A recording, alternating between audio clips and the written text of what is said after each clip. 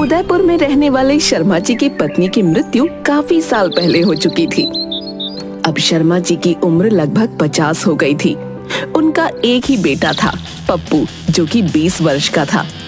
शर्मा जी के पड़ोस में रहने वाली श्रीमती मेहता के बड़े आशिक थे। रोज की तरह सुबह के 8 बजे शर्मा जी अपनी बालकनी में खड़े होकर मेहता साहब की बालकनी को बड़े ध्यान से देख रहे थे। तभी श्रीमती मेहता बालकनी में कपड़े सुखाने आती हैं।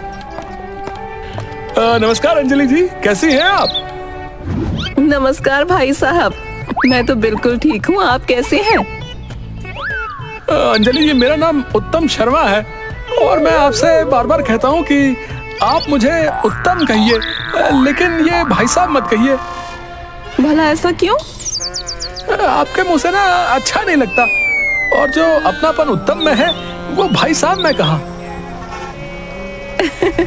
चलिए अब मैं चलती हूँ, अंदर मेहता जी नाश्ते का इंतजार कर रहे हैं। इंतजार तो हम भी कर रहे हैं अंजलि जी। किस चीज का इंतजार है आपको? क्या कोई आने वाला है? हमने तो कब से दरवाजा खोल के रखा है, बस आने वाले ने देर कर रखी है।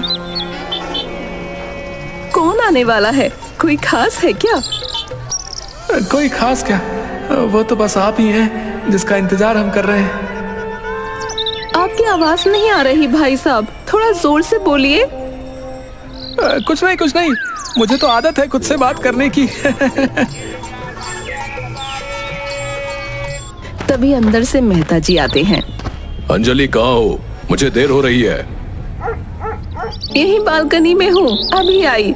अच्छा भाई साहब, अब मैं चलती हूँ। अंजलि जी, फिर से आपने मुझे भाई साहब कहा, ये जुल्म तो मत कीजिए ना। अंजलि मुस्कुराती हुई अंदर चली जाती है। मेहता साहब घर के अंदर। कहाँ रह गई थी? मुझे देर हो रही है। अरे कुछ नहीं, बालकनी में कपड़े डालने गई थी और रोज की तरह शर्मा जी खड़े थे। ये शर्मा ठीक आदमी नहीं है, और तुमसे जब बातें करता है तो न जाने मुझे बिल्कुल भी पसंद नहीं आता। तुम तो बस ऐसे ही शक करते हो। शक नहीं करता, सच कह रहा हूँ। दोनों बाप बेटे पूरे मोहल्ले में बदनाम हैं। तुम लोग तो बस किसी के पीछे पड़ गए तो पड़ गए। क्यों? क्या तुम्हें नहीं पता? पिछले 6 महीने में 8 काम वालियां बदली जा चुकी हैं उनके घर, और हर काम वाली एक ही शिकायत करती है कि शर्मा दिलफेक आशिक है जो अपनी काम वालियों को नहीं छोड़ता। वो अपने पड़ोसियों को क्या छोड़ेगा? तुम मुझसे बातें मत किया करो, मुझे बिल्कुल पसंद नहीं है। मैं कौन सा उनके घर बातें करने गई थी? वही बालकनी में खड़े थे, मुझे आवाज दी थी। वो रोज इसी समय बालकनी में खड़ा हो जाता है। कल से बालकनी में कपड़े सूखने मैं डालूंगा, तुम नहीं। चलो शुक्र है शर्मा जी का, इसी बहाने काम में तुम कुछ मदद तो करोगे। अब उस शर्मा का गुणगान गाना तो बंद करो और मुझे जल्दी से नाश्ता दो। इसका तो ये रोज का ही काम हो गया है, सुबह सुबह मुंह उठाकर बालकनी में खड़ा हो जाता है। दूसरी तरफ शर्मा जी के घर पर शर्मा जी मैगजीन पढ़ रहे होते हैं और पप्पू मोबाइल पर गेम खेल रहा होता है। तभी दरवाजे की डोरबेल बजी। अरे जाकर दरवाजा खोल दे, कौन है? अरे आप देख रहे हैं ना, मैं गेम खेल रहा हूँ। बस ये स्टेज पार कर लूं तो अमेरिका जाने का टिकट मिल जाएगा। अमेरिका? तू गली में जाने के लायक नहीं, अमेरिका जाएगा है? डोरबेल दोबारा बजती है। शर्मा जी अपनी मैगजीन टेबल पर रखकर दरवाजा खोलने जाते हैं। अबे गधे, इस बुढ़ापे में तू मुझसे कितना काम कराएगा रे? शर्मा जी जाकर दरवाजा खोलते हैं। शर्मा जी की तरफ पीठ करके एक महिला खड़ी थी। शर्मा जी अपना चश्मा निकालकर अपनी धोती से साफ कर दोबारा लगाते हुए बोले, आंटी जी कहिए, आपको क्या काम है? दरवाजे पर खड़ी महिला शर्मा जी की तरफ मुड़ती है। महिला को देखते ही शर्मा जी का मुंह खुला का खुला रह जाता है। कमरे के भीतर से पप्पू की भी नजर महिला पर पड़ती है और पप्पू का रिएक्शन भी कुछ शर्मा जी जैसा ही होता है। क्या कहा आपने अंकल? शर्मा जी का कोई रिएक्शन नहीं आता है। अंकल जी, मैं आपसे बातें कर रही हूँ। अंकल नहीं, ऐसा ना कहें। मेरी उम्र तो आपके उम्र जितनी ही है। I am right now young. खैर कहिए आपकी मैं क्या सेवा करूं? अंकल, मेरा नाम श्री है और मैं अभी अभी आपके पड़ोस वाले घर में रहने आई हूँ। मेरे घर में रेनोवेशन का काम चल रहा है, तो क्या मैं कुछ वक्त के लिए आपके घर में रुक सकती हूँ? पप्पू फौरन भागकर श्री के पास आता है। अरे अरे आप कुछ समय के लिए क्यों, हमेशा के लिए रुक सकती हैं। आइए आइए अंदर आइए।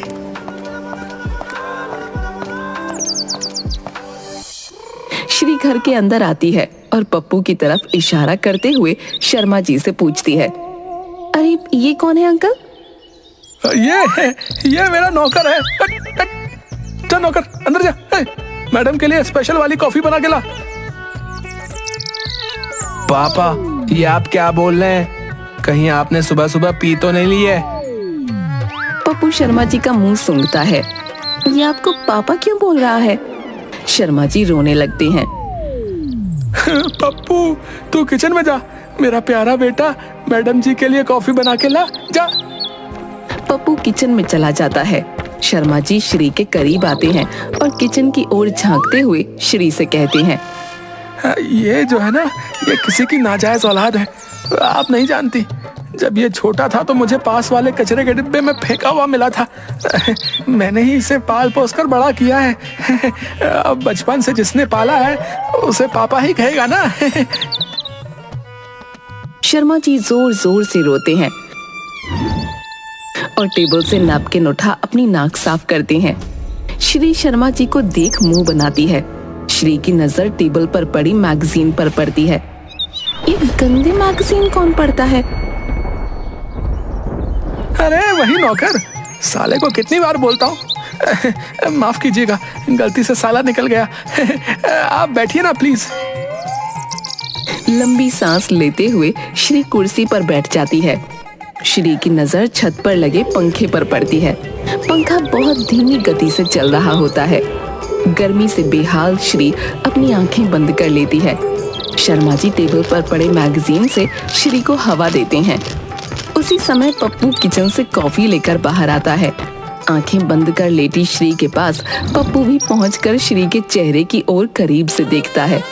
श्री धीरे से अपनी आंखें खोलती है और उसकी नजर मैगजीन के कवर पर छपी मॉडल पर पड़ते ही वो जोर से चिल्ला उठती है।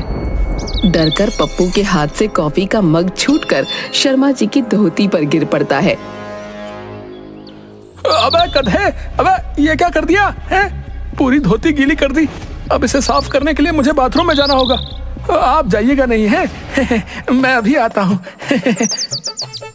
ठीक है। शर्मा जी बाथरूम में चले जाते हैं।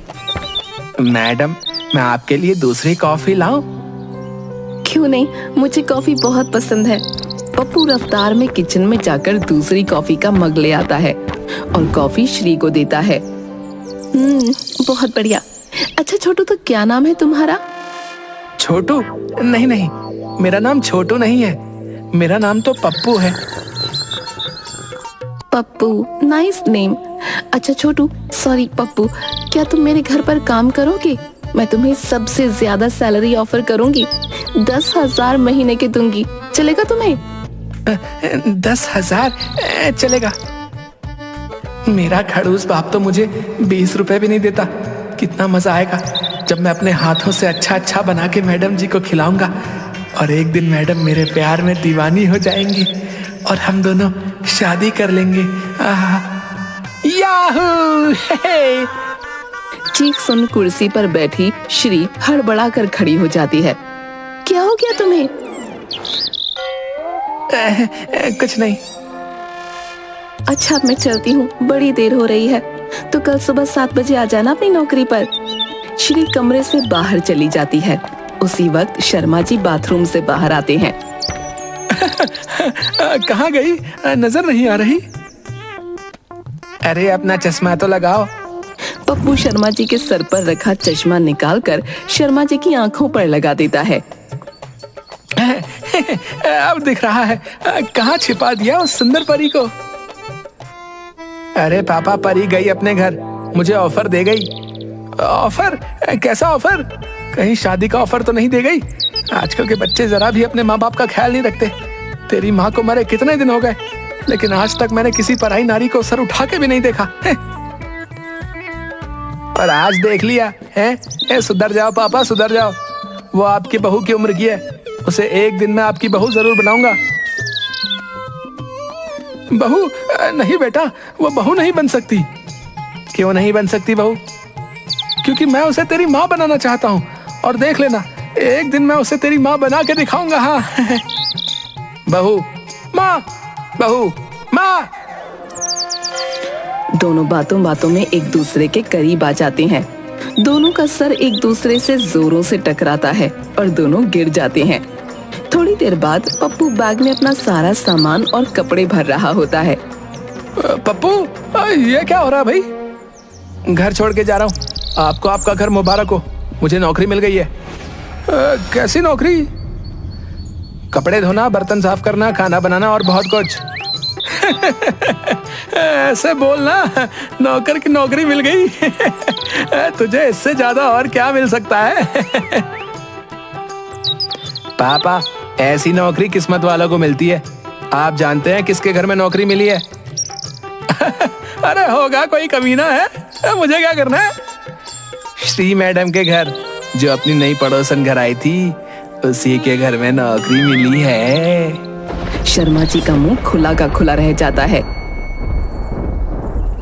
पापा मुंह बंद कर लो, नहीं तो मक्खी मुंह में चली जाएगी। अब मैं चलता हूँ, पहले मैडम को पटाऊंगा और फिर उसी से शादी रचाऊंगा।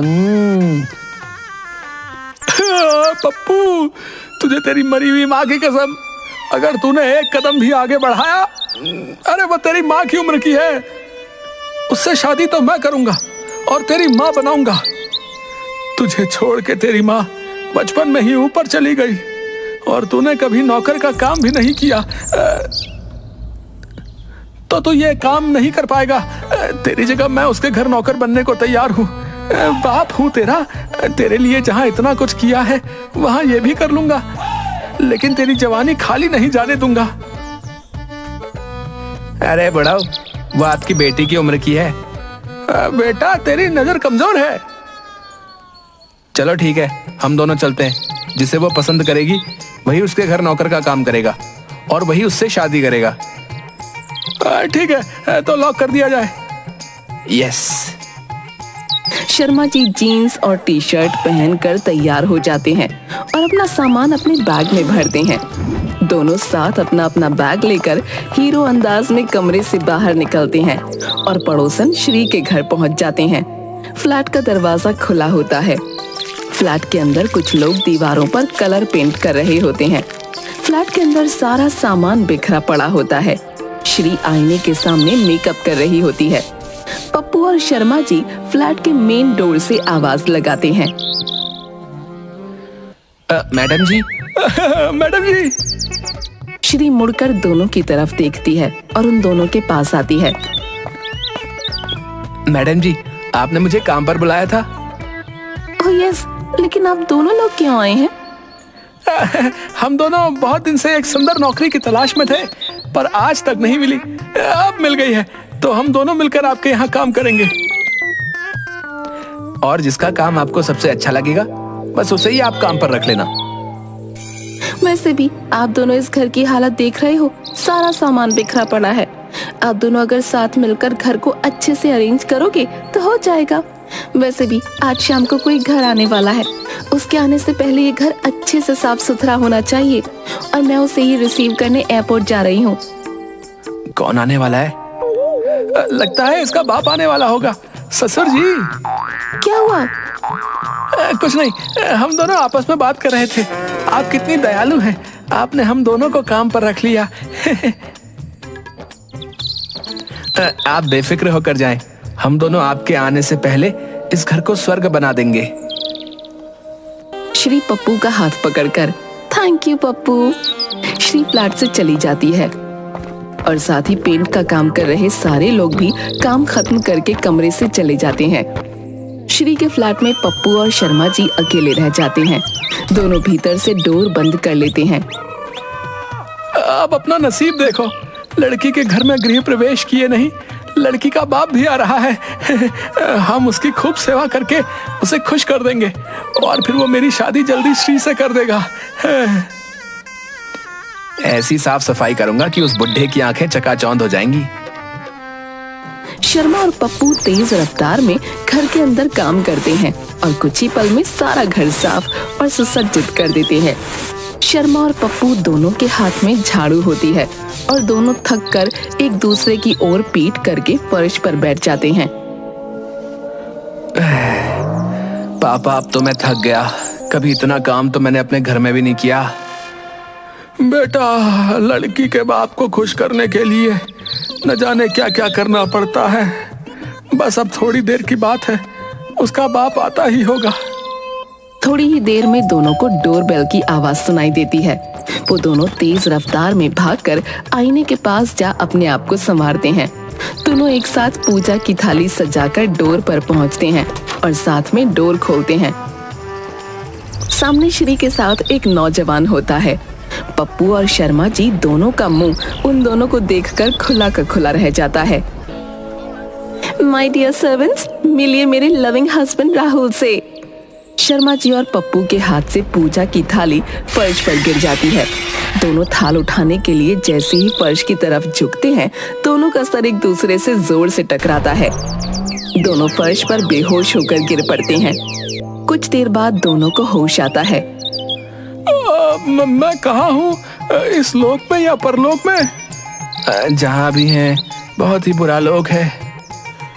लगता है सर में लगी चोट ज्यादा ही गहरी है। दोनों पागल तो नहीं हो गए? तभी दरवाजे की घंटी बजती है। दरवाजा खुला है, कौन है? अंदर आ जाओ।